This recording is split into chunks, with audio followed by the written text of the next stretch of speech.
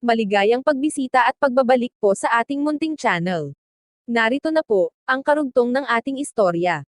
Ika-452 na kabanata, ang sabotahe. Ang lalaki ay pinilipat ang braso ni Wesley, at puwersahan na hinila palayo sa lamesa.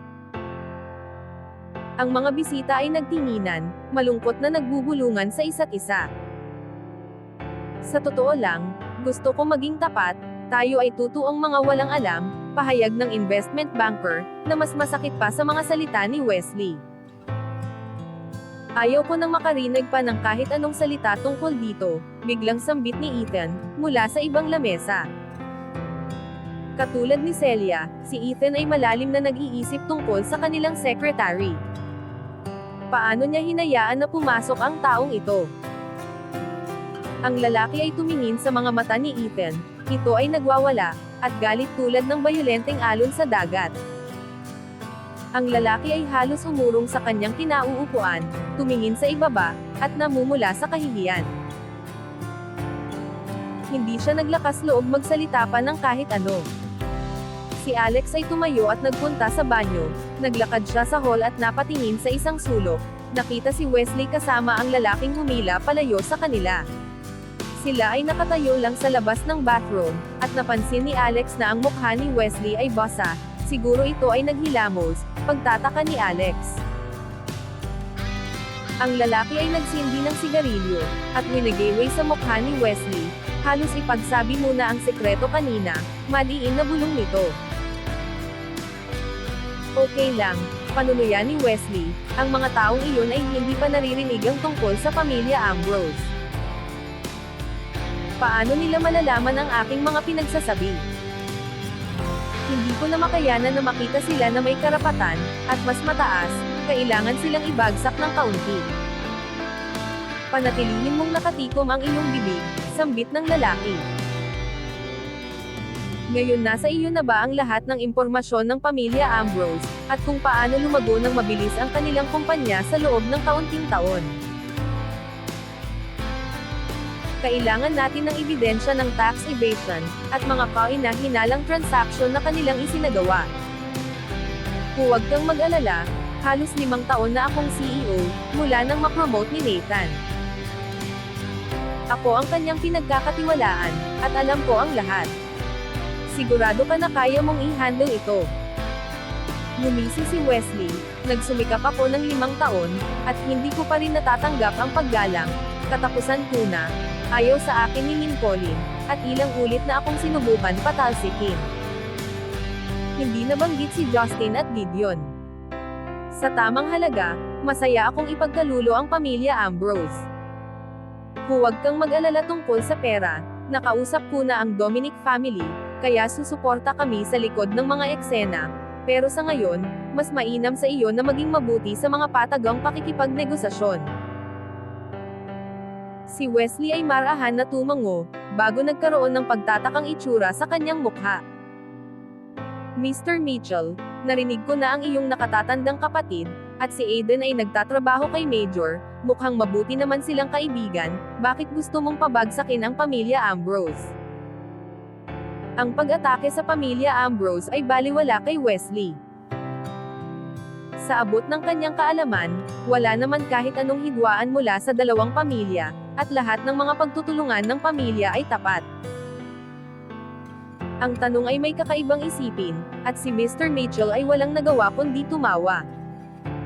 Ang pamilya Ambrose at Mitchell ay dalawang makapangyarihang pamilya sa Baltimore, ang syudad ay may isa lamang espasyo para sa isa, paano nila inaasahang magkamayan, at gumawa ng katahimikan, hatiin ang lahat ng kapangyarihan at pera, sa pagitan nila. Inalis nito ang sigarilyo sa bibig, at ang mukha nito ay mahirap makita, dahil sa usok. Hindi mo naiintindihan, sagot nito.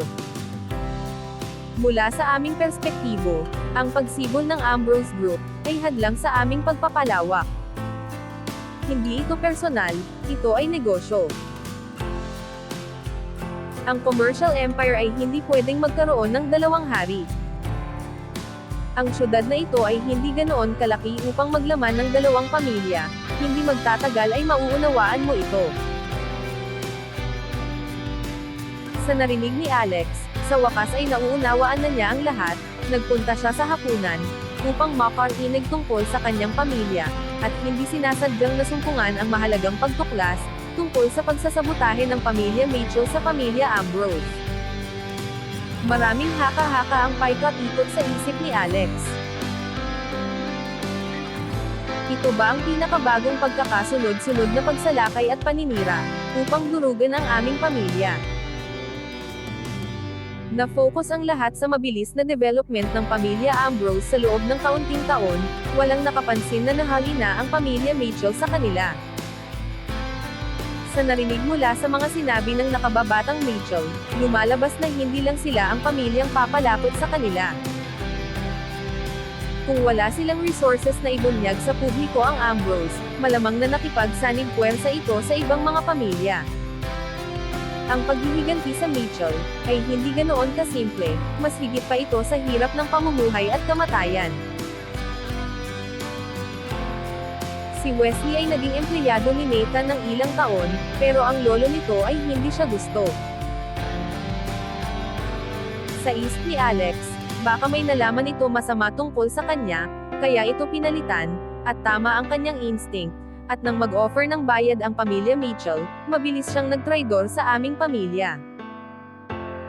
Si Alex ay walang magawa, kung gaano kagalante ang pamilya Mitchell.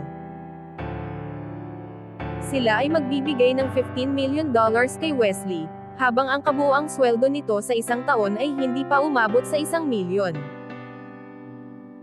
Siyempre bukas ang kanyang oportunidad, para sa maayos na hinaharap, lalo na kung ang pera ay mula kay Dominic Mitchell, ang lalaking pinakamayaman sa Baltimore. Nakinig pa siya sa iba pang mga pinag-usapan nila, pinagbulay-bulayan kung ano ang gagawin. Nagdesisyon siya na huwag munang ipagsabi ang pagtataksil ni Wesley. Hindi ito ang priority kung may iba pang panganib ang nasa paligid ng pamilya Ambrose. Hindi na siya ang batang nabubuhay sa anino ng pamilya. Siya ay pinuno ng bagong henerasyon na may maraming kakampi. Ang pamilya Mitchell ay siguradong mananalo ngayon, pero hindi sila nag-aalala sa pag-iral ni Alex. Ito ay maliit lang na tagumpay sa huli, kahit na mahuli si Wesley, at kastiguhin, ang tutuong banta ay ang Mitchell family. Kapag wala na ang Domini Corp at si Dominic Mitchell, ang lahat ng problema ay matatapos na. Tama, kailangan ko silang alisin, malungkot na wika niya, dahil ang pamilya Mitchell ay hindi ordinaryo. Kung gusto niya itong matalo lahat, dapat ay lubos at walang matira. Gusto ko munang makita ang plano niyong pagbuwag sa aking pamilya, pagkatapos saka ako magpapasya kung paano ko kayo dudurugin. Siguraduhin niyo lang na hindi kayo masyado magiging masama, o makatagpo kayo ng mga hindi inaasahan na delubyo, malungkot na nausal ni Alex. Nagbalik siya sa pagtitipon, at kalmadong dinampot ang baso ng red wine, tahimik tulad ng isang bundok. Si Wesley ay nagbalik na rin sa lamesa, si Alex ay ayaw tumingin dito at umupo ng tahimik, habang si Wesley ay patuloy na ginawang hangal ang kanyang sarili. Ang mga naibulalas ni Wesley ay nakalimutan na, ang lahat ay kalmado, at naging masaya muli. Ang pagtitipon ay tumagal hanggang hating gabi. Si Celia at Ethan ay nag-alok na ihatid si Alex pabalik, pero tumanggi, hiniling na mapag-isa. Naglakad sa malamig na gabi, ine-enjoy ang tahimik at pag-iisa, habang iniisip kung ano ang susunod na gagawin. Ang ilaw sa munting kalsada ay patay-sindi, pero ang katahimikan ay naabala ng mahina, at mahiwagang mga yabag mula sa likuran. Si Alex ay nakinig maigi pagkatapos ay lumingon sa likod, upang makita sina Celia at Ethan na tahimik na sumusunod sa kanya. Hindi sila gaanong malayo. Si Alex ay nakalimutan ang kanyang mga isipin, at halos hindi sila napansin, hanggang halos maabutan na. Nagtataka siya at kumaway sa mga ito, pero nagpatuloy lang sumunod ang mga ito.